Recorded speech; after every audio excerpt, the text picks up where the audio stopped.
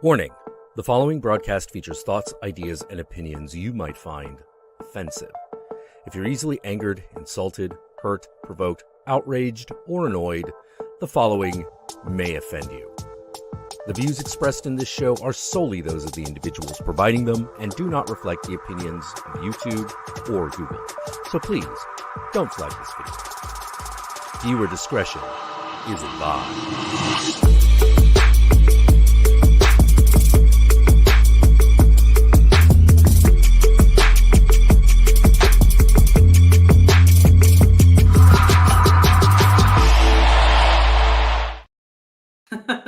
Hey guys! Hello. Welcome to Does This Offend You? We are officially in our 6th year. Woo! That is crazy. That is longer than many relationships. It's true, man. 6 years is a long time. Like that is, you know what I mean? Like that's yeah. That would be a hefty breakup. That'd be a lot of 3 years to get over. Yeah, that would take me 3 years to get over. To break up with me. What an Can you imagine if that's how we start the stream? Like, and it's our last. Yeah. Nervous laughter. We'll see by the end of this one, guys. No, I think it'll be fine. Thank you, Des. Right out the gate. Thank you very much. For your nightmare fuel. Nightmare fuel. Yes. Thank you very much. Appreciate it. Yeah, 6 years. Holy shit. That's over half of both of our time on YouTube. We're both like this year, right? Yeah. We both started around the same time. Yeah. Damn. Just twinning out here. Just twinning. Do you remember even how this started? Kind of. No. I was thinking about it the other day and I was like, I don't know. I wouldn't have messaged you. It was probably you. Well, we were already on other streams and stuff together, surely. And then we wanted to, I can remember planning it. I remember we said, we want to make a stream together. Yeah. And I think we just started talking about it and then we made up. It's so funny how you make most of like what you do as YouTubers, especially with like what we do, is we just make up things and then that becomes like this weird standard. Like Vicky and I have such a weird schedule to how we do Does This Offend You? So we watch the films, like we do the behind the scenes where we schedule what we're going to do, then we have to post. And all of this, like there is no reason or rhyme to it. It's just made up. It's just made up. I feel like it's sometimes when you're a kid and you just play pretend, you know what I mean? Yeah. And or none of it makes any sense, but you need to, pretend this like imaginary cat is real. And I don't know, I was a really bossy kid. I used to make the other kids do the imaginary stuff. You need to do this. And I just feel like we just make up things and we just stick to it. And we just stuck to it for 6 years for no rhyme or reason. But it worked. That's true. And yeah. You guys are watching. So thank you. Our pretend make believe little. Does that make any sense?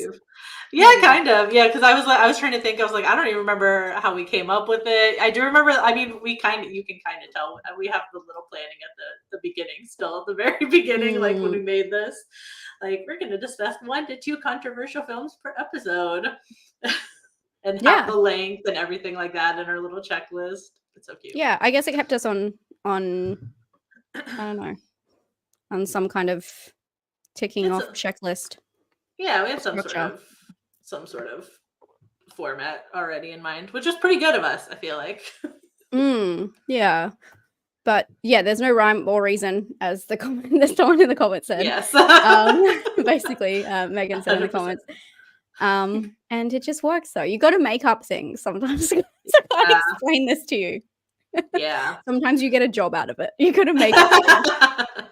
You'll need to publish the Google Doc. I don't think you guys. Oh my god! How many pages have we got?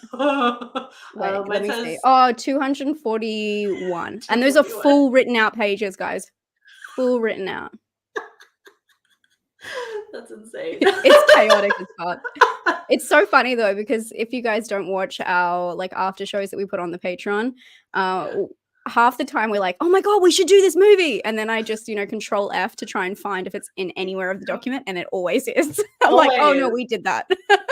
And the list is at the beginning too. It's just gotten so long that it's like, Yeah. like you can't read it. Yeah, the list fast is enough. 2 pages long basically now. So. Yeah, it is. It's I'd read it. No, you would. Trust me, you would not. It's nothing. It's just all dot points. Yeah. Basically. Dot points, bad spelling. Oh my God. Poor Vicky has to listen to my bad grammar. And yeah, it makes no sense. There's no chapters or anything. And like No. Google tries to like outline stuff and it's like they gave up. It was like, yeah, no. Yeah, we just put the new stuff at the top. So that's why it's so funny. To make it easy. But if we put this in a time capsule, buried it, the Bible, exactly. If they did that and we buried it and dug it up, what would aliens maybe? What aliens think of it? I don't know why the aliens are on it. None of the apes. What would they think of it? They would probably think we're super angry people. Honestly. They're like, my God, do they like any movie? Well, it's also very controversial stuff. Like it's just all about like use and stuff. So it would be. They'd blow up the planet. It's like it's not worth saving. This is like the actual Bible, and they just take characters out from it. May, she was an anti-hero. She had generational insecurities. That's like I'm reading from it. Could you imagine? That'd be so funny. Fatal Attraction. Who was Alex in Fatal Attraction and her mental health issues? No wonder this species didn't last long. Yep. Yeah, we wouldn't be good representatives at all, but no. Not the worst though, Vicky, by your logic. Not the worst. And you know what? I stand by it. Oh God. Stand by it. Well, we'll get into it. We already started a little bit. We were like, we're not going to talk about it, and then we did. So talked about it because we have strong opinions on this one. I think. Oh, ish for me. We'll see. Really quick, I feel like everybody here, I recognize like all these, but just in case anybody's lurking and this is somehow your first stream, that's awesome. Welcome. At least 6 more years, I'm sure. At least we're gonna then it's cut off. And then we're done. Yeah. Spoilers for everything. So House of a Thousand Corpses, Devil's Rejects, 3 from Hell. If it wasn't clear, those movies, the Firefly. I didn't want to type them all out, so I just put the Firefly trilogy. We're spoilering. Yeah, honestly, I don't think you can really spoiler them because nothing really happens. That is also true. They all end the same way. They all start the same way too. So that is also true. So maybe not so much spoilers as we'll just explain the whole movies to you. So maybe we're doing you a service, I guess, depending on how you look at it. Yeah. And obviously content warning because these are the trashiest of the trash intentionally. You know what I mean? Lots of killing, just awful people. Any content warning. All of them. Yeah, all of them. Be met with this. Yeah, I don't. Our notes are all over the place.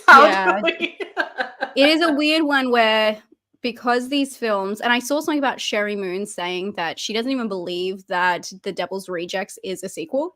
Did you read that? She doesn't even think it's a sequel. She just thinks it's like the same characters in another movie, which is a weird thing to say, but she said that. So it's kind of hard because although the storyline does kind of continue, it's not like it needs to be any certain, I don't know, it's not a strong, there's no strong sense of character arc, let's say that. So this is a hard one to put in order because we don't see any development really.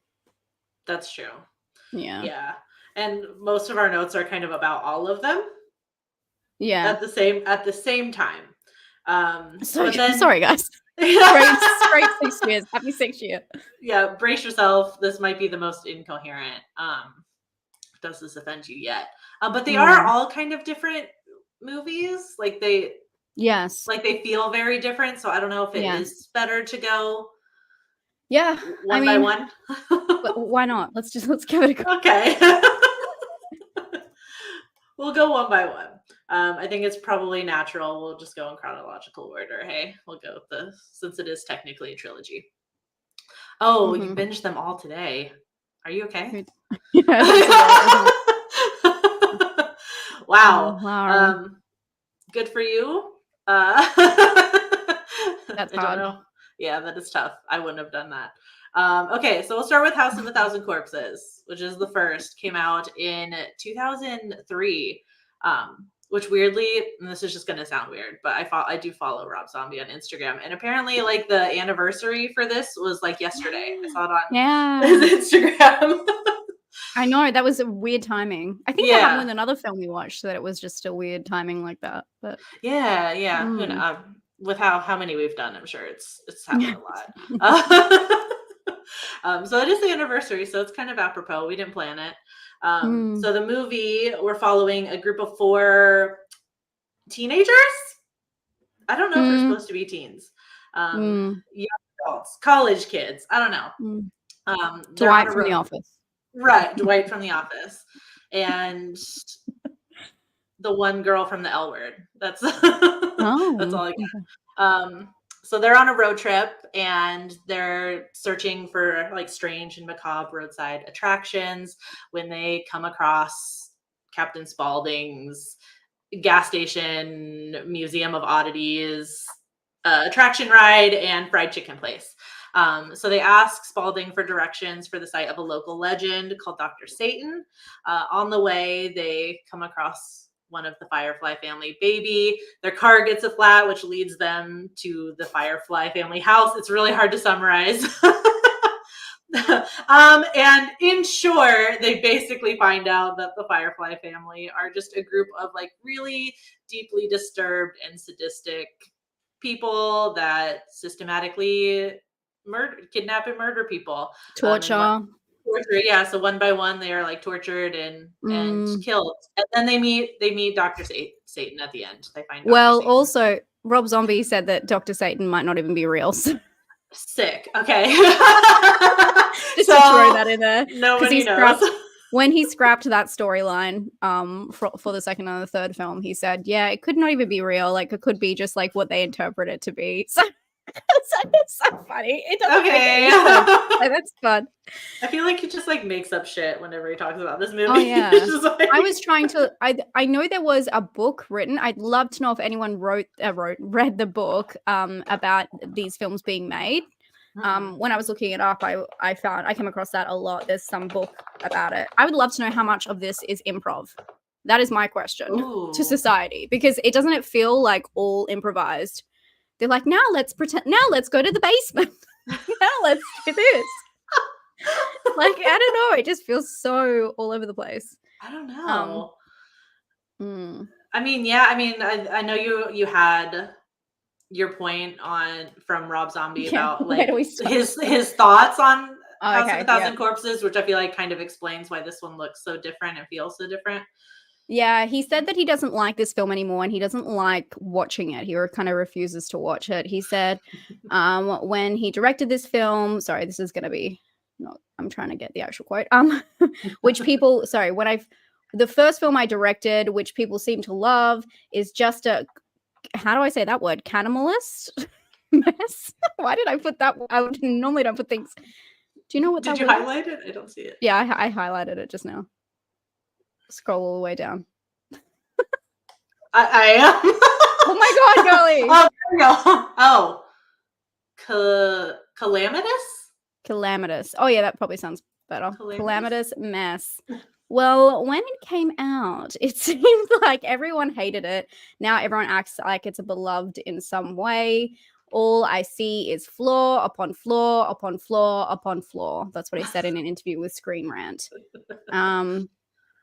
I feel like, I mean, I'm getting from the gist of what I know now about you, Vicky, that you probably think that this is the best one, which I agree with. Out of these 3, yeah. Yeah. Yeah, me too. Which is so crazy that he thinks the other ones are upon flaw. Yeah. Well, I mean, I guess we'll get into it, but it's more just like the tone, because this one is, I feel like, I don't say like the most forgiving, but I mean, we'll get into it with the other two, like where the other two are kind of just like mean. You know what I Yeah. mean? Like the Firefly family really become the protagonists in the last two. But Yeah. House of a Thousand Corpses is much more. It feels much more like like your run of the mill slasher, like a group of kids wind up in a scary situation, and then this one just happens to end with the bad guys winning, which is not abnormal for Mm. horror. I So feel like yeah, sorry. Didn't mean no, to you're good. cut you Go. off. I feel like as well it makes more sense in terms that you're following these teens or whatever they are in their 20s when Yeah, they yeah. go to this house, and then it just keeps unraveling how disgusting and like insane it is. Yeah. For me, I'm gonna have to bring it up. Um it's just very Texas Chainsaw. Like everything in this film is Texas It Chainsaw. is. That everything mirrors it, even down to the family dinner scene. Mm. It's exact, even Tiny is Leatherface, like everything is the same. Even though they say that the characters are from that comedian, I forget his name, but they mention it, I think, in the third film. Oh, yeah, yeah. Yeah, they're all based on like other works, but come on. Yeah, I don't know how much I believe that, but it's definitely even the way that the house is set out. You guys know I know the layout of the Texas Chainsaw house very well. If you didn't know, I wish I was joking. That was not me being sarcastic. It's the same. It's the same. But they just try and go grittier, more dirty, and obviously the stylization is what Rob like sets apart Rob Zombie films, with all of the splicing and the montages and the gritty music. It's all about sex, drugs, rock and roll. Yeah, Yeah. wild. So I guess I don't know what my point was, but that was my point. My point is Texas Chainsaw. Yeah, all their names are based on, is it the Marx Brothers or Groucho Marx? Yeah, Something, that's I it. don't know. It's Yes, a yes, bunch yes, of yes. movies I've That's never seen. correct.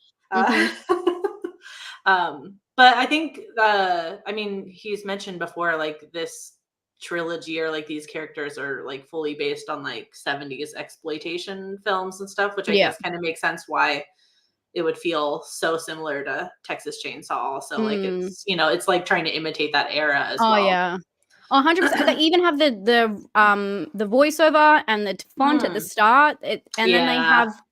have some cuts with like flashes to white, which is the same as the from, if you guys who know, from Texas Chainsaw, you know what I mean? It's the same flash. It's the same Yeah. thing. So it's which I appreciate. I kind of like that. I like that Rob's I can appreciate this film because I like that he puts his own spin on it, especially with his background in music, and that's like his Yeah. aesthetic for all of that. It makes a lot of sense, I guess. Yeah. To see as well. It just seems a lot less psychotic, which is weird to say, but because I can see that the inspiration comes directly from something instead of just being like, now let's, in the other films, let's follow them, go and do this. And you're like, but why? Why would you ever think about that? That's so weird. Yeah. Which I guess just shows, like, it just makes more sense that we're following the kids or whatever, the young adults or whatever the group, because they have a motivation for ending up there, and then obviously they have a motivation to want to survive what's happening.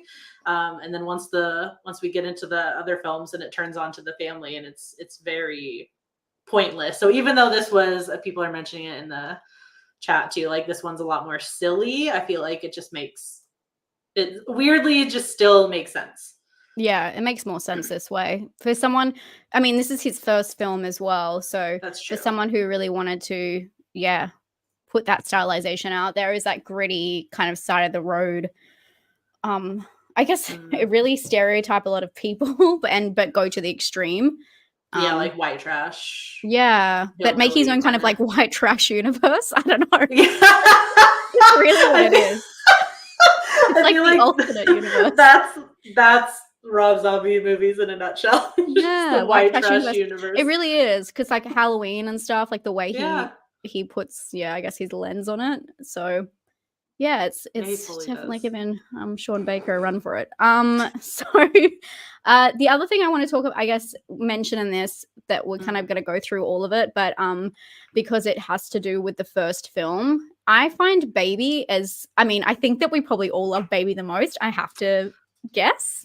Unfortunately, there's just something. Yeah.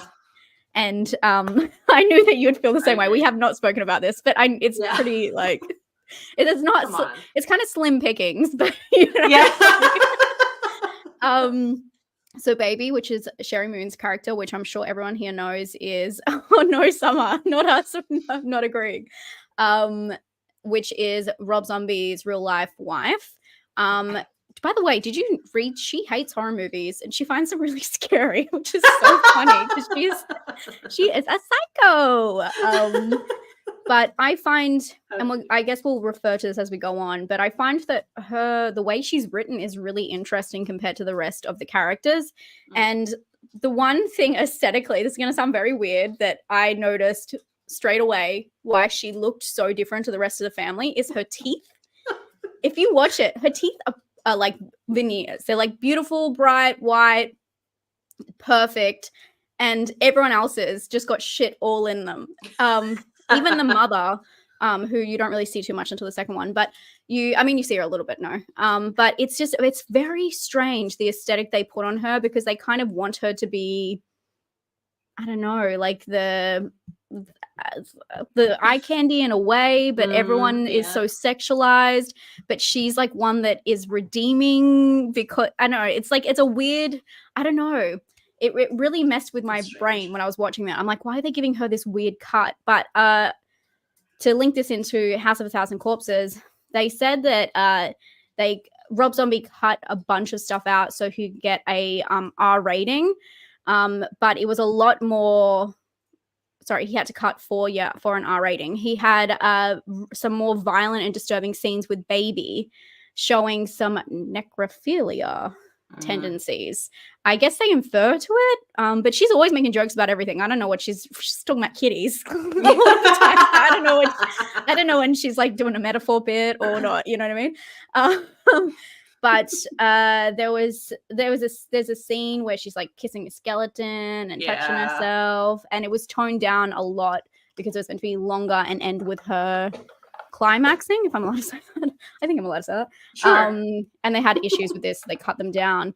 I just find the way that she is written so interesting as it goes on. I guess that's the only progression you see, is that every other character in this film, especially in the last two films, they have really like sexual scenes, especially the guy, especially Otis. They're always like having women on them, and they do all that, but they never show them naked. But with her, they show her ass a lot. They show her in the bathtub, but then they don't sexualize it. Like, she talks dirty, but then they don't really like show her any sexual scenes. I thought that was really weird, because every other woman all of these films, every single other woman gets called a bitch. Every woman. I'm not even joking. Every single woman, they refer to her like that. Yeah. And there's a lot of sex and nudity, and especially even dead bodies of naked women. And it's just really weird the way that they cut Baby. I don't know what it's meant to mean. I'm not pushing any agenda. I just really don't. Yeah. It's a very interesting little splice they give her. They like protect her within this film, and then you find that as well with Otis and Spaulding. They protect her in different situations in the other films where she owns up to things that could get her like killed straight away. They're like, who did this? And then they try and take the fall for her over and over again. And it's like this weird protection around Baby. But everyone else is like, can get shot in the head if they look, one way or another. So it's a very, I don't know. It's a very strange, I don't know. I guess that's what happens when your husband is the director. I don't know. They have like that's what I was trying to. Yeah, that's what I was trying to think. I was like, if there was any way within the film you could like logic why that would be. Which I mean, I don't know. Logic like why she was.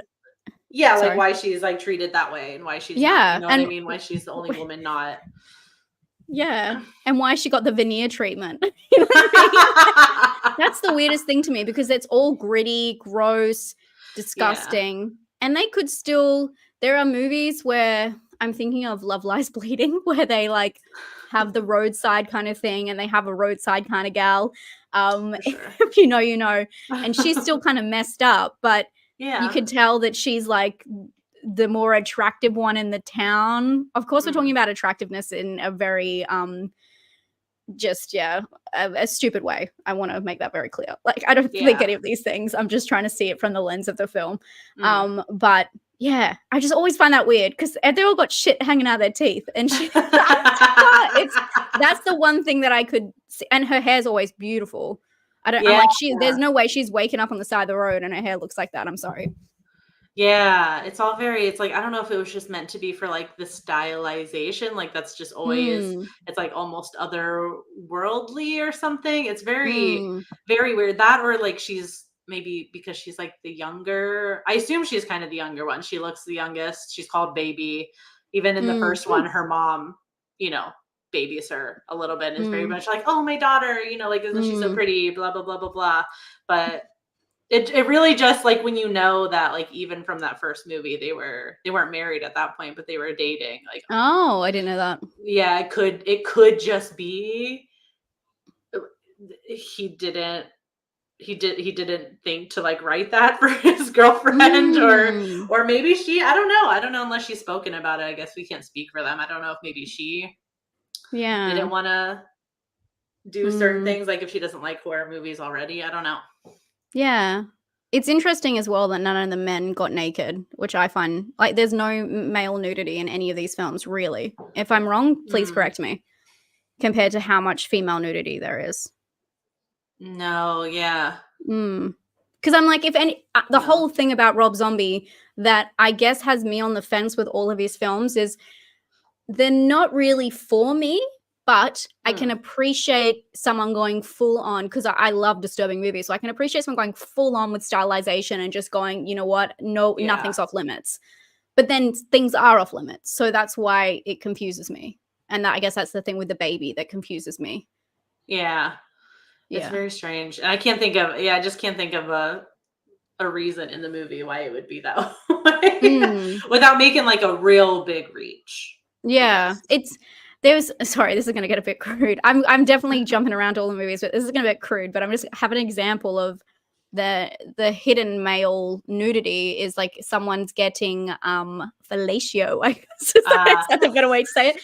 And they're under the blankets, but then the girl comes out of the blankets and she's fully naked, but you never see. I think it's either Otis or their half brother in the last one. You never see, and I'm like, oh, it's so weird why they wouldn't just show the full body. Like, why put it under a blanket? But then they're talking about it. It just was really weird to me how I guess men were protected as well. Although that could not to excuse it, but just I guess a thought that could be a rating thing. Yeah. Which there is a lot of, I mean, there's like in the rating system, they rate things differently if it's like a scene with like same-sex couple, even if it's like very similar to straight. Wild. Same thing. I'm sure there's misogyny abundant in the rating system too. So it could have been a rating thing, maybe. That's my only guess. But without actually knowing, I can't say that for sure. It's just so weird because it's like once you get to a certain, you know, when you're like splitting a dead body of a woman, you know, head to toe or whatever. I mean, it's not terrifying, but you know what I mean? But once you're doing something like that, like, is there really anything worse that you can see? Do you know what I mean? Yeah. Or like, I don't know. It's funny, but you're right. It probably is a rating thing. But I wonder if male nudity and female nudity is rated differently. That's a very good question as well. Yeah. Yeah, not something I wish I had thought. It's one of those things I wish I had thought of that before the stream, because I definitely probably would have gone. I would have tried to find out, but I don't know. If anyone knows, let us know. By the way, I'm reading your comments. Your comments are good. Yeah. It says MPA used to slap movies with X ratings more easily with male nudity. It's not that long ago, though. I mean, it probably is. It's like 21 years ago. I'm in denial of how old I am. This movie can drink now in the US. I just love that, Lara, your comment about me finding veneers the most offensive thing about this.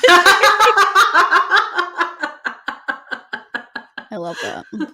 It's crazy though. Like, honestly, I'm not even gonna lie. I didn't even notice until I saw when I saw your notes, and I was like, Once I Fuck, saw you're it, I right. couldn't stop thinking about it because I was like, Yeah. why does she look so clean? And they don't. Yeah. I did notice the hair, definitely. You can't not notice the hair. But Yeah, because she has like those beautiful curls and they're all like intact. And I was like, she has to have like a Yeah. curling system. Like, seriously, yeah. she's They gotta be don't, carrying, like- you don't see the process every night where she wraps her hair yeah, completely. she's got to have like a 7-step process, and she's got to be like carrying around like 5 different products at a time. That stuff doesn't happen. Oh my goodness. No. I'm Yeah, trying to 20 like times more. I tried to like write my notes in a way where I could maybe read the Yeah, I titles, already but jumped around, so sorry about that, Vicky. It's hard when we're talking Jesus about it. Christ. Yeah. I feel like I should have just introduced all the movies so we could jump around a little bit. We can still do that if you want to. It's not too late. We're only Yeah, half an hour into it. that is true. I'll just summarize really quick Devil's Rejects and 3 from Hell because the rest of our notes, the way we wrote them, we had no thought in mind of the order of how we were going to speak. So they're all over the place. So real quick, we'll just recap Devil's Rejects. Devil's Rejects came out 2 years after House of a Thousand Corpses in 2005. It's supposed to pick up shortly after the events of House of a Thousand Corpses. So Baby, Otis, and Captain Spaulding are on the run from the police. Emma kind of already said there's not really like a point or like a plot arc much for this movie, so it's hard to describe. Basically, they're on the lam and they're run into these different places and they encounter different people whom they torture and kill, all while Sheriff Wydell is seeking vengeance for his brother who was killed in the first film.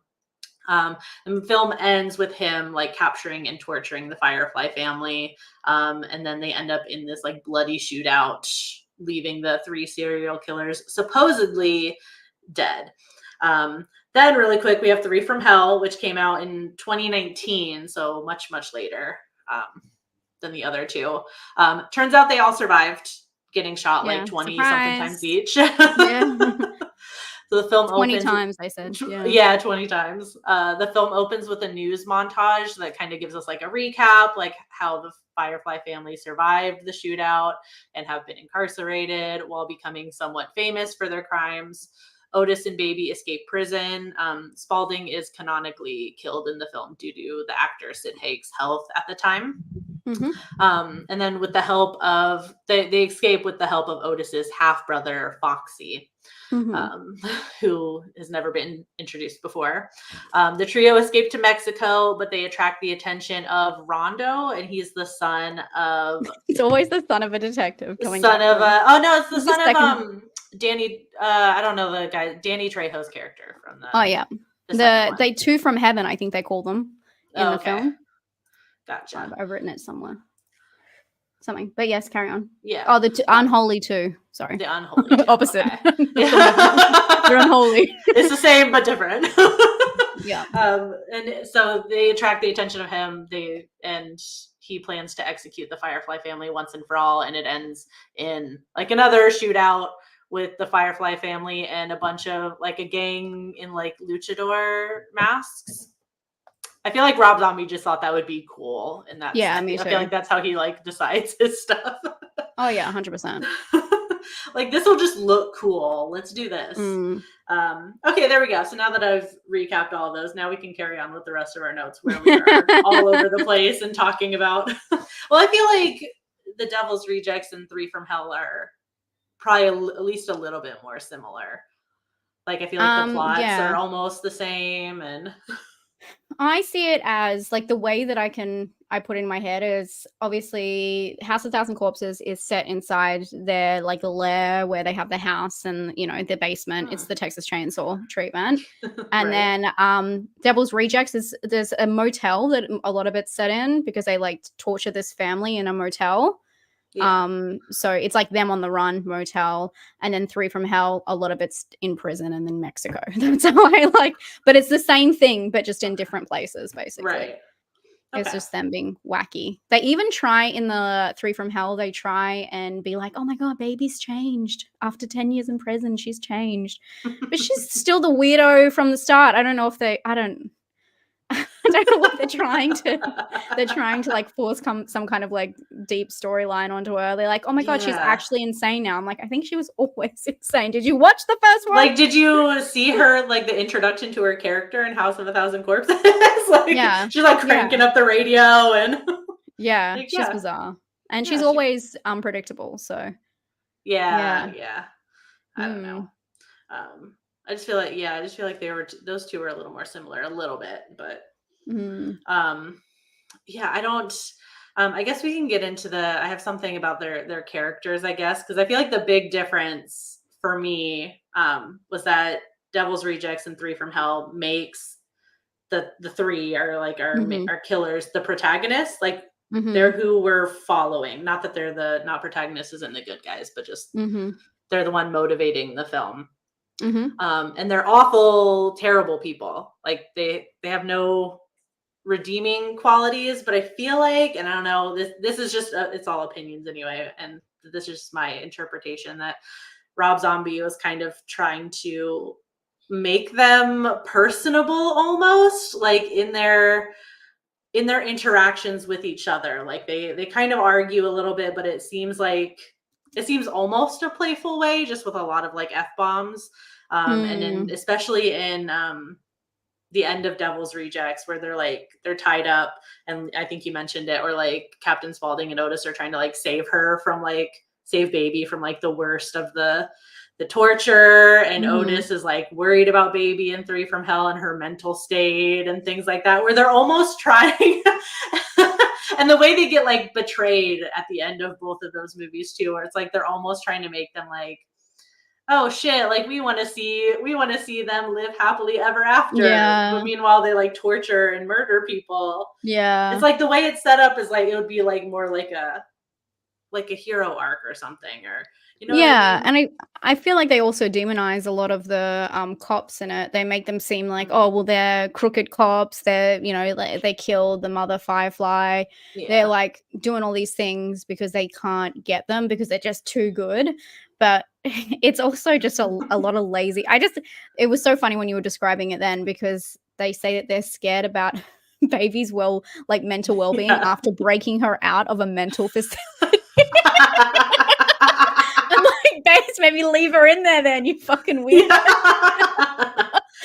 But no, they can't. It's not. He literally, when it's like it's such a serious scene where he was like, "She's changed, man." Like, exactly. What are we talking about? Also, totally off topic, but I just need to bring it up because we've been talking about it. But the half brother, the wolf, what's his name? Wolfman something? Foxy. Foxy? Foxy. Well, that's like his nickname. I can't remember his actual character name. Midnight Wolfman. Midnight Wolfman. With Winslow Doxworth Coltrane, if you want his whole name. These notes do come in handy. They keep saying that he is Otis's half brother. Tell me, how does that mean that he's not Baby's half brother? I don't know. Just a question to the class. If anyone can work that out, because if Otis and Baby are full siblings, tell me how that works. Can someone tell me how that works? I guess are Otis and Baby full siblings? Because he's Otis Driftwood. Why bother saying that he's the half brother? I don't know. And then them not saying that they're half brother and sister. I don't know. Do you know what I mean? Sorry, guys. Otis is adopted? Wikipedia said Otis is adopted. Twice removed. It's so funny. It's so funny. I love it. I kind of like that it makes no sense because it's very, again, on brand. Do you know what I mean? It is. Okay.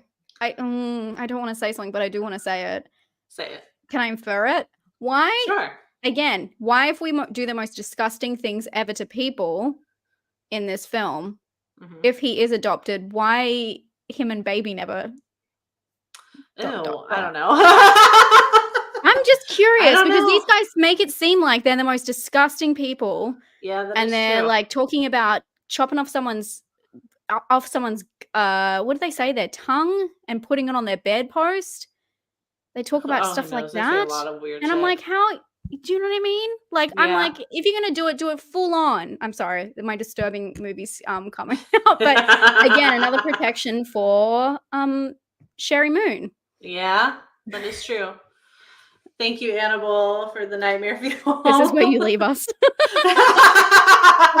Like Annabelle. Just you both for us. Oh my gosh.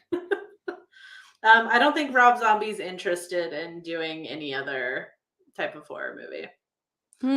Just all the interviews I've seen from him. That's a very good question. Yeah, I just do what I want, man. I would love to see him in an Alien, like doing an An Alien. alien?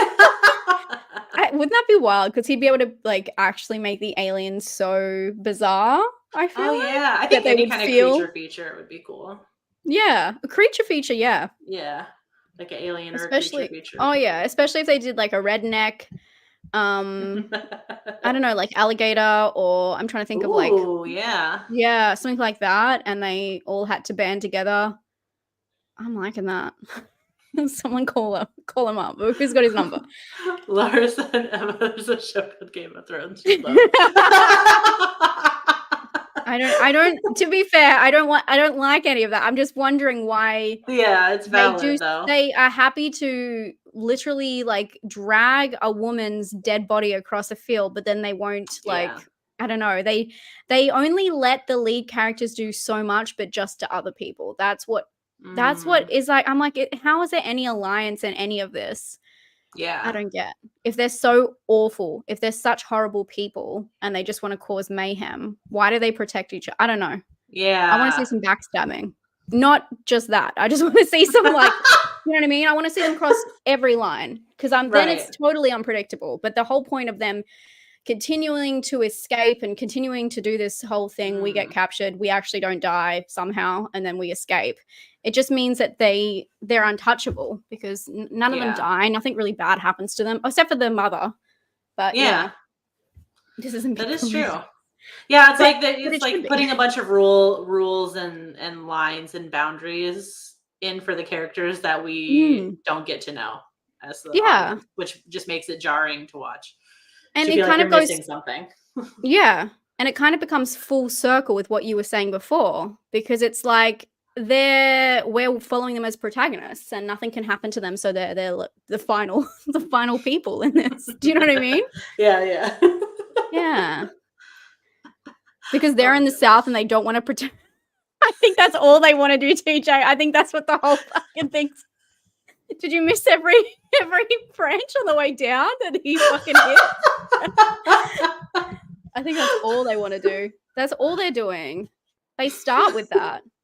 They start by the first piece of dialogue is Spaulding using the R word several times. Yeah. Yeah. It was Yeah, something gets me.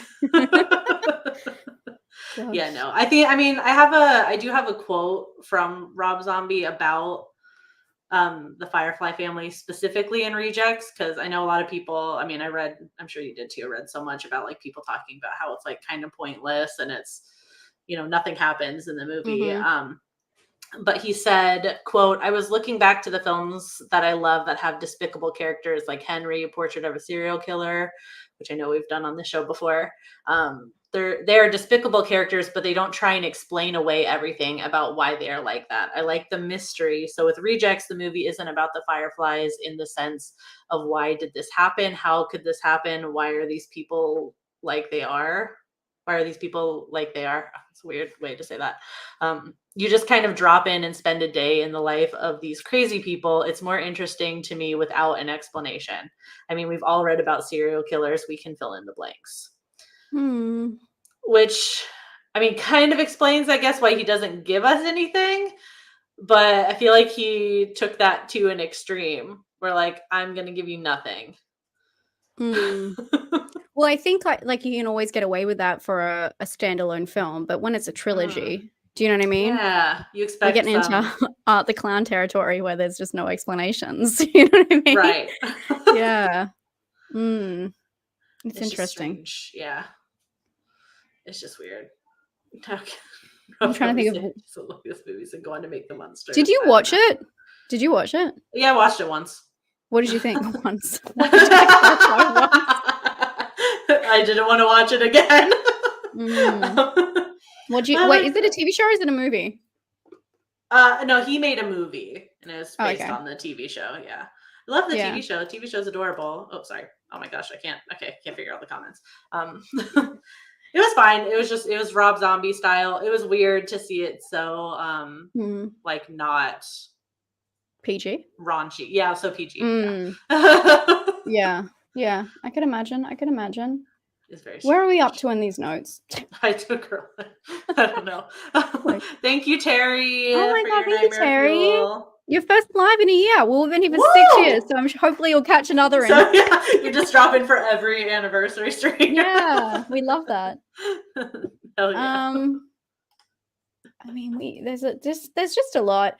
I think that maybe we should talk about as well our rewatchability with this, because this is what Vicky and I were talking about before we watched it. So I'm gonna call Vicky out, cause some drama. So Vicky and I, like, when we decided to watch this, you would have seen. I think we had it in the Patreon bonus. Yeah. We were talking about it, and I said, "Oh, I didn't think you liked these," and Vicky said that she really liked them. And when I was watching it, I just thought the whole time, I'm like, "The Vicky, my Vicky, my friend." And I'm no shade, because I definitely felt the same when I saw what I had rated these films on Letterboxd. To be fair, I did rate the second one a 2 out of 5, but I rated the third one like a 7 out of 10. So sorry, I know I'm switching around all the things. And I thank God I never rated the first one, but I actually prefer House of a Thousand Corpses for the reasons that we've spoken about. I feel like it's inspiration, it's mystery, it's just gritty, disgusting. I also love the Dr. Satan stuff. I thought that's really cool, because it feels like there's a reason to something, and it may be mystery and it may not be explained, but there's some kind of core lore in there going on, which I would love to see explained, but it's kind of cool that it's not at the same time. Love the sideshow attraction, all that kind of stuff. I feel like it's the best stylistically, where the others, it just feels like montages and, of them getting drunk and doing stuff. So I feel like my opinion on this, I'm still on the fence with all of these films. I prefer the first one, but the thing is, I respect the dedication to making this family and trying to make a story out of it. Connecting that to especially Charles Manson, a lot of cult and worship of, I guess, serial killers. I have like a couple of quotes in here as well of how they connect to serial killers. They have in one of the films, Otis and Baby have like a rant during the home movie segments, and that's inspired by Charles Manson's family's supposedly home movies. In Devil's Rejects, Otis's line, "I am the devil and I am here to do the devil's work," is an altered version of a quote spoken by a Manson family member during the Tate murders. And then in Three from Hell, Captain Spaulding's last words before execution were exactly the same as Ted Bundy's: "Give my love to my family and friends." So I do appreciate the edginess, the raw edginess, but I also really like the stylized approach that feels completely I don't want to say unique, but kind of unique to him, like the colorful, the smoke, the 70s music, the way that they intercut and they have like the two side-by-side shots, the split screen kind of thing. I love all that. And so it's kind of hard to kick someone who's really paved their own way. Do you know what I mean? Yeah, but for sure. At the same time, I feel very meh about the actual storyline of the last one. Oh yeah, 1,000%.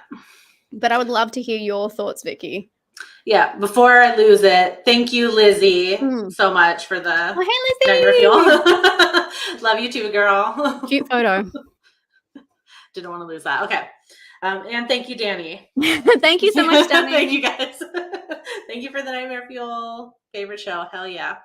I talked about this a little bit on my Twitch stream too, because I went over my Letterboxd and I had forgotten to rate them. I'm trying to get better at that, or log them, I should say. I forgot to log them for that week. So I went in and I looked.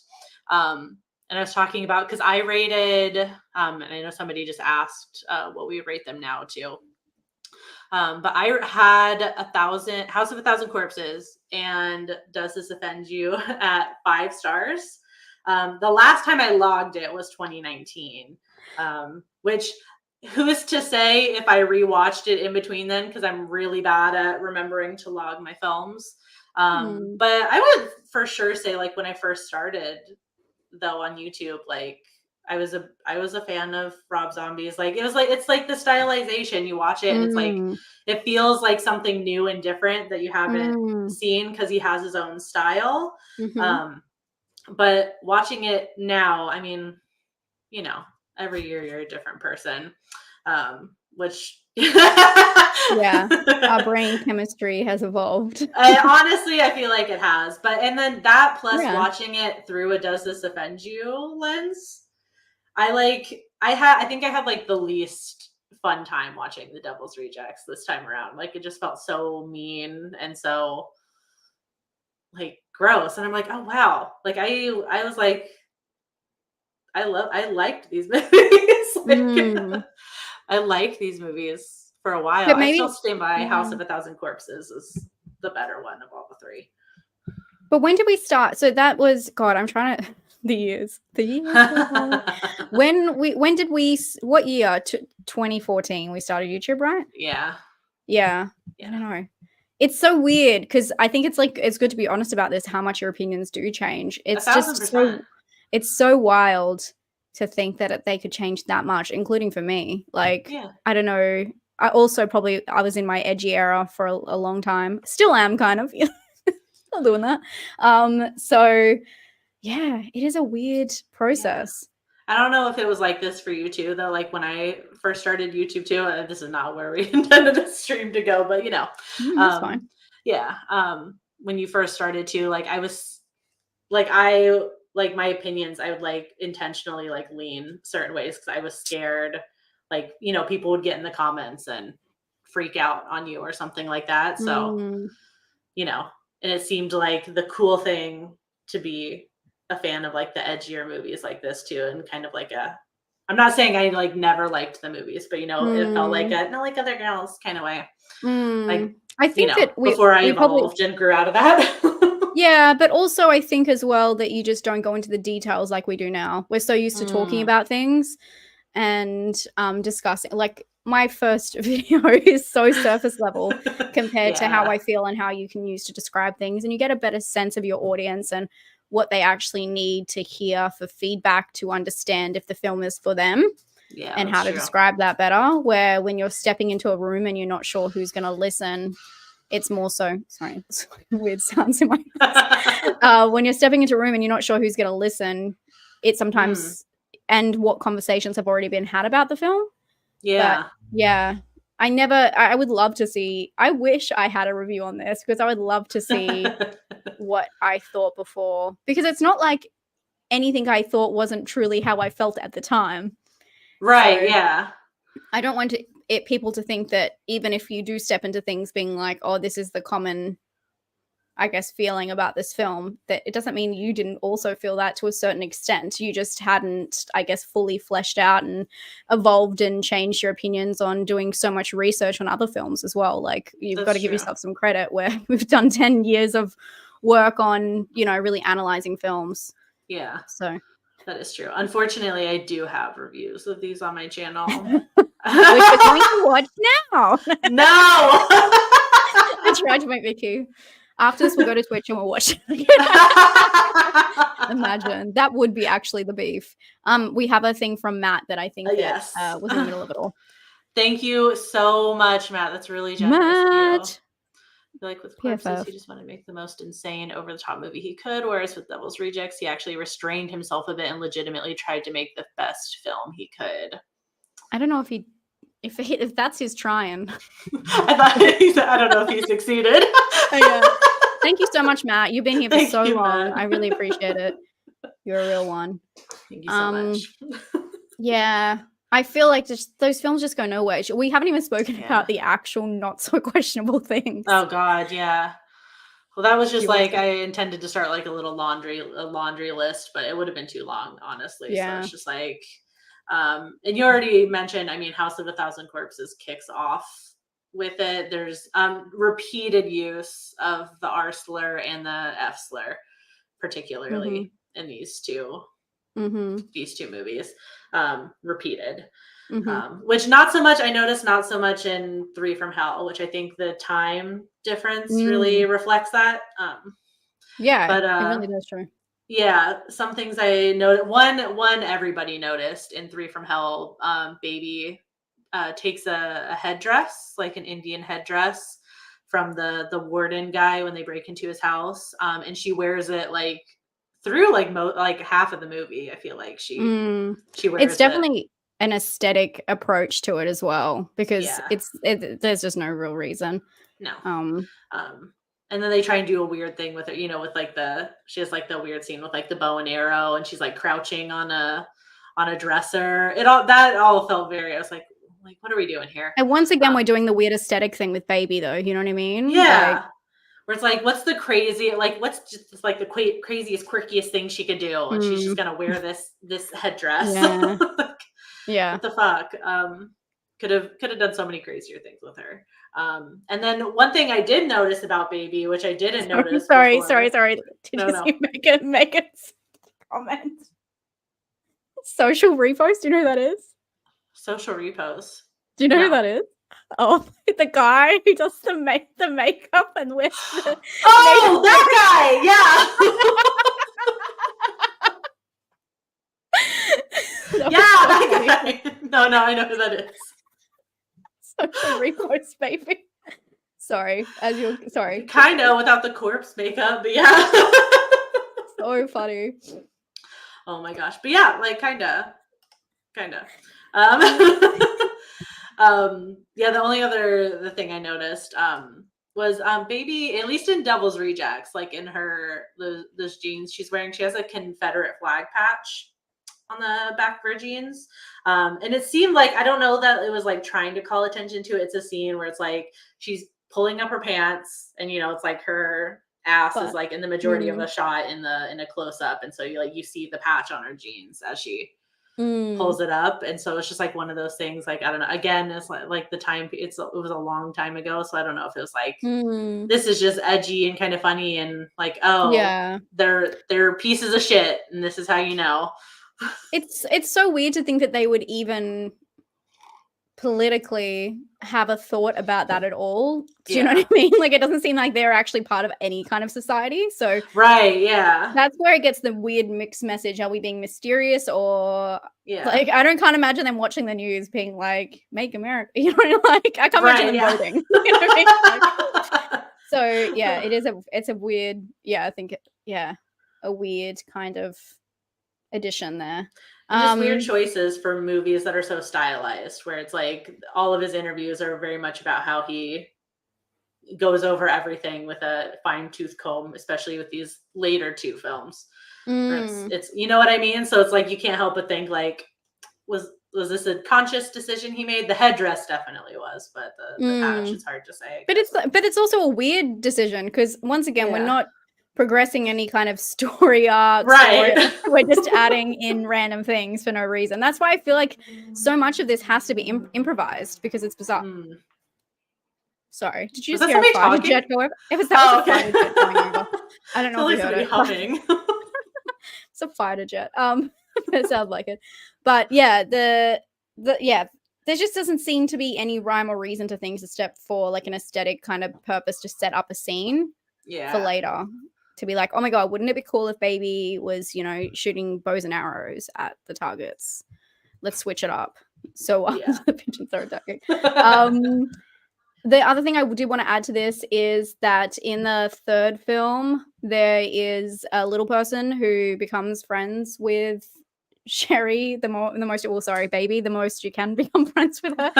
And so he works at an inn, kind of like a motel kind of hotel thing, and the owner refers to him as like a monster, says, I know he looks like a monster, but he's like a good worker. And then they have this weird aesthetic. This is the only kind of metaphor that they ever put in the whole thing, which is really funny. Well, it's really fucked up. They put Hunchback on TV. The original is playing in black and white. Oh yeah. And they intercut that with him having like meeting kind of Baby and their relationship. And then it's so weird because Baby is so PC and nice to him. Yeah. And I've never seen her be nice to anyone except for him, which I thought was really interesting. And they have this really wholesome conversation about being different. And I'm like, why aren't we giving Baby the treatment? Like, she's like slaughtering people. Over you know what what do you guys call soft drink? I keep forgetting. Pop. At the soda can fucking vending machine. Yeah. And she's like slaughtering someone who gives her free soda. And then she's like, it's so weird. And anyway, so they intercut the scene of Quasi Hunchback and him like back and forth, and they talk about the half brother talks about how he likes the movie because it's about someone who, and he quotes it as someone who's like ugly, realizing that they're ugly because they're talking to someone beautiful, and at the same kind of time it's like this conversation between this guy and Baby. So, and then later when he's walking, they cut back to it and then cut back to him, and it's just like, once again, what are you trying to say? Like, I just don't understand. Out of nowhere, we're like, okay, metaphor. Okay, let's talk about the treatment of people, like people who are like, you know, pigeonholed, and then let's slaughter a bunch of them. You know what I mean? Like, yeah, it was wild. And I don't know. He ends up saving the day, by the way. He does. Spoiler. He does end up saving the day. Someone always saves them. Just all of a sudden they're like, oh, and we have this half brother who's just busted us out. Like, they just invent characters. Yeah. Kinda, yeah. Well, in Devil's Rejects too, and they're in the tough spot, Tiny comes and saves them. Yeah. They always, someone just pops up, side character, and then we never see them again. And Baby even compares him to Tiny too. Yeah. Yeah. Which I don't know if that's a good or I don't know. He says, you remind me of my brother. Yeah. He's a big guy, but he's different. It is really bad. It's really bad. Oh God. Yeah, exactly. Metaphor cooking. Yeah. Not that I expect, I don't expect things to have metaphors and messages all the time. Yeah. But when it's a trilogy, sometimes I do. You know what I mean? When it's a trilogy and one of the films at least is over 2 hours, yeah, I do. I need something. But at least the stimulation of all of the graphics, like the stylization, is something for me. So that kept me definitely grounded. It does keep you busy a little bit, like where you kind of don't realize to the end where you're like, nothing happened. I don't think anything really happened. Yeah. I kind of, because I watched them in order, obviously, but I kind of forgot how the third one started. I was like, is it a prequel? Because they're dead. They're definitely dead. It just discounts. They're like, at the start of the last one, they say they both survived from all of these bullet wounds, and they're just like normal. They don't have any scars or anything. Nothing on their face. How both their faces didn't get shot after 20 rounds, you know what I mean, is wild. So they're all perfectly okay. That would have been so cool if she had like some like gnarly scar on her face. But again, if she got shot on the veneer. maybe for Otis or Captain Spaulding, but not for Baby. We can't disfigure her. It's not as fun anymore, not as aesthetic. No. No, not at all. Yeah, Matt, those are the side quest characters though. We're talking about the big three. Wait, isn't Tiny an inbreeding joke? So they didn't even stay clear. Oh, I can't remember. Who's Tiny had sex with who? Oh my God, we need a family tree.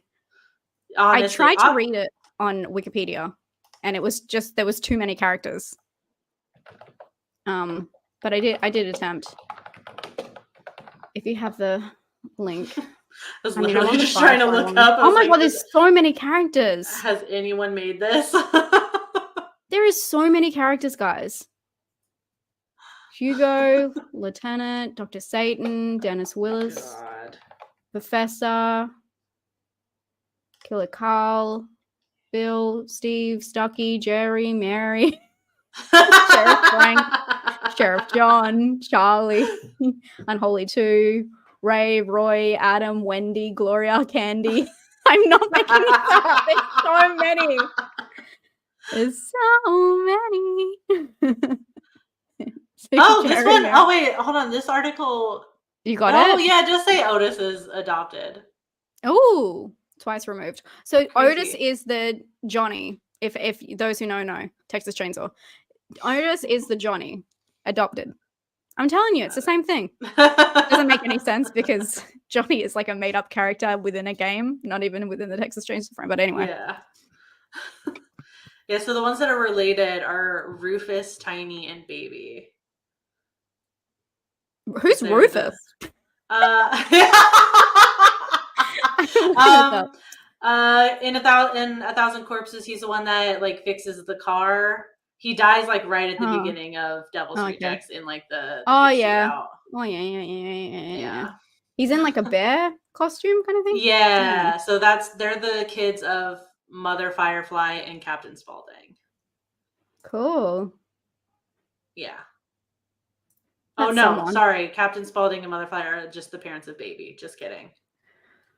This is so confusing. I told you, I need a family tree. Someone has to do a family tree, surely.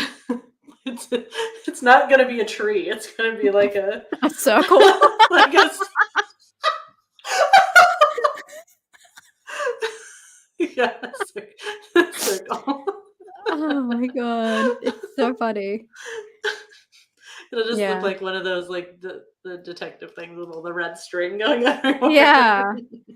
I guess that's the funny thing about it. I think with this trilogy, if it was just one standing by itself and it was as crazy as it is, it's so much, you can appreciate it so much more because it doesn't make any sense, and that's totally fine because you're not meant to understand this kind of humanity. So that's totally fine. But once you keep adding stories on and try and turn them into full rounded characters is where you lose me. I don't even like, I mean, yeah, it was like, I feel like it was like a half-assed attempt to turn them into full rounded characters. So I think he was just trying to get us to sympathize with them in a way, which that's where I end up having the problem. I feel like where I'm like, these are not, there are people in this world that are not redeemable people. Like they've done so many awful things. Like they're just not redeemable. And I feel like these characters are not redeemable people. And he's said that he tried to, in a way, make them sympathetic characters and to go on a journey because they're like, quote, the outsider. And he thinks that that's interesting.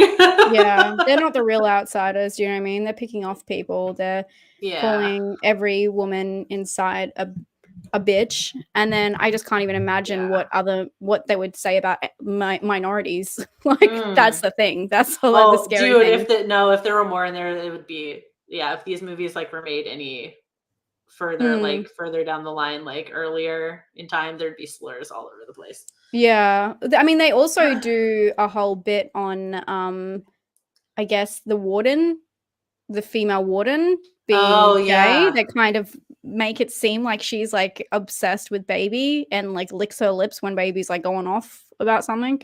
Yeah. And Baby calls her like the D word. And yeah, that's right, she does. Yeah. They just slipped a little bit, you know. Yeah. Just so fucking random. Yeah. Yeah, I think it's just all about the aesthetics with the characters. Like he also said too that like people think they're like cool and charismatic and sexy. That's a quote. That's a quote from Rob Zombie, not me. You guys flip it. That's not a thing on here. No, he did though. He said, oh, actually, no, I do have the rest of this quote, I forgot. It kind of a little bit addresses the way they look, actually. I forgot as you're talking about it. So the full quote is, the reason I can get away with the Fireflies doing what they do in these movies and people liking them is because they're Mm. cool and charismatic and sexy. That's who people are drawn to. If they were like hideous to look at and Oh, that's right. disgusting, audiences would say they're horrible. But this guy looks like he's, Greg Allman, and this girl, I guess that's Otis, and this girl looks like she's Farrah Fawcett. These guys are awesome. People are into them. I'm looking up who Greg Allman is. Oh my god. No, thank you either way, but I appreciate that.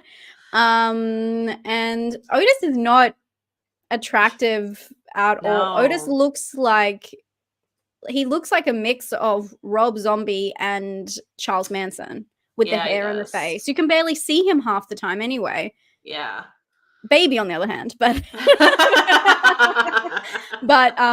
yeah, I don't know. And Spaulding, what the heck? What the heck? No. Yeah. Oh, yeah, we didn't even get into Captain Spaulding really, and his whole clown thing. Yeah, I feel like again, the clown treatment, a lot of people are very, as soon as you put guess what film I'm talking about? As soon as you put some unique clown makeup on someone, it definitely brings in a whole new audience because people appreciate having a little aesthetic, having a little unique looking character. So For sure. I get it, but I watched the whole thing through the lens of I was talking to my friend before I started doing watching the films. We were talking about how everyone loves Captain Spaulding, so I was definitely keeping an eye out for what people are so attracted to within his character. Yeah. And apart from them saying "Tutti fucking fruity" for 20 seconds, I still didn't get the appeal. Yeah, pretty Chime in the comments, because a lot of yeah. people, when you said Baby is probably the favorite character, a lot of people were disagreeing and saying Captain Spaulding. Yeah, I mean, Was he's their playing it favorite. well. Yeah, he's playing it well. Yeah, and he has that sex dream with that woman, and then he wakes up and he's like, "Oh, it was half good, half bad," because he gets killed by her, and he wakes up next to his, I don't know if that's his wife, but someone. Oh, I don't know. And they make it sound like he's like some kind of sex god, which is kind of funny. I feel like the whole Spaulding clown thing was a reference to John Wayne Gacy. Maybe, I don't know. I don't think John Wayne Gacy was. He was more of like a middle class white suburban kind of dude. Yeah. Oops. I didn't mean to. I guess maybe because the actor, I guess. Yeah, and in the first film, I have to ask you. In the first film, is it clear that he is connected to the Firefly family? Because I felt like that was a reveal in the second one. There's a dream, but that dream is a dream. Yeah, not till the end where the L word girl she escapes, and he picks her up in the car, and then Otis sits up from the But back. isn't that's a dream, or is it not a dream? Then she wakes up and she's back in the house. Oh, I didn't take it as a dream. I thought they capture her and bring her back. I don't know. Was it meant to be a dream? I've never viewed it as a dream. Oh, okay. Or was it another woman screaming straight afterwards? Okay, that's a very good question. Yeah. Everybody chime in. Thank you so much, Liam. Thank you, Liam. I know it's probably very late for you. Oh yeah, 6 years. Liam. Well, thank you very much. Wrong timeline. I think it's implied when he led the teens. Yeah, he says it in a weird way where I get why he was added into the second one because everyone liked him so much, so they wanted to kind of tie him in a little bit more and reveal that he is the dad. But yeah. There you go. Summer's with me. Cool. Yeah. Well, she just screams and then she's on the bed. And so, but it makes sense. Maybe she got taken back. Yeah, I don't know. Am I remembering that wrong? I don't know. No, yeah, because then she gets in the car and kind of passes out. Otis sits up, and then it cuts to. So I just assumed it was he catches her. She's passed out from exhaustion, and then she wakes up and she's back in the. That makes sense. That makes sense again. I mean, either way, honestly, yeah, I feel like you could do it either way. It could be a dream where it's she's realizing that they were brought there by him. Right. Do you know what I mean? So yeah, either way, it's the same. Yeah, I agree. Interpretation. Anyway. Anyway, that's all I got. What about you guys? Thank you so much, everyone in the chat, for joining us. Seriously. You're the best. You are the best. Oh, we didn't. I mean, I know we just talked about like all the films at one time, but we didn't ask. Are you offended? Did these films offend you? It's the important question. This is hard. Thanks, yeah, Aaron Daniels. Thank you. This is hard because I don't think they offended me. I mean, I'm not offended by them by any means. Like but I do feel like they are problematic in a way. Sometimes. I feel like if you look down to it, you're like, oh, wait a minute. What are they doing there? What are they doing there? What are they trying to say there? But I think all in all, they're meant to be awful characters. So I'm not offended. They're meant to be awful characters. I just wish that they wouldn't have tried to change that point of view. Yeah, I agree. Yeah, I feel the same way. Yeah. Not offended, but they do have problematic tendencies. Yes. For sure. Thank you, Lee. The additional 2 years. Understandable. It's super early there. So sorry about the late night. Okay, yeah, and everyone, I'm not offended, just don't care for them. Summer agrees they're problematic. Thanks, Megan. Oh, well, some people saying The Devil's Rejects specifically is what's... Oh, wait, we can do the poll now, remember? We forgot about this. Oh, yeah! Can you do the poll? I can't do it. It's not letting me. Sure. Okay, there we go. Start a poll. I think you have to be creator. We'll ask you guys in the comments. Okay. That's it. Okay, while I'm doing that, what's everybody's favorite Does This Offend You moment? I saw someone talk about the hog in the boat before, which I thought was really funny. I like when we do all the memes, but I mean, there's just been so many. There's been so many. So many. And of course, we're always open to ideas, suggestions for upcoming ones. We have such a long list. Oh, one of my favorite things is when we got the martyrs misinterpreted for us. Oh, yeah. Oh, yeah. When Marielle just completely told us a different ending. Yeah, love that. That's nuts. That's so funny. Crazy. Oh, why can I only see? Yep, perfect mean. Vanilla extract. The vanilla extract. I forgot about that. Sorry, guys. Every time everyone mixes up. Love that.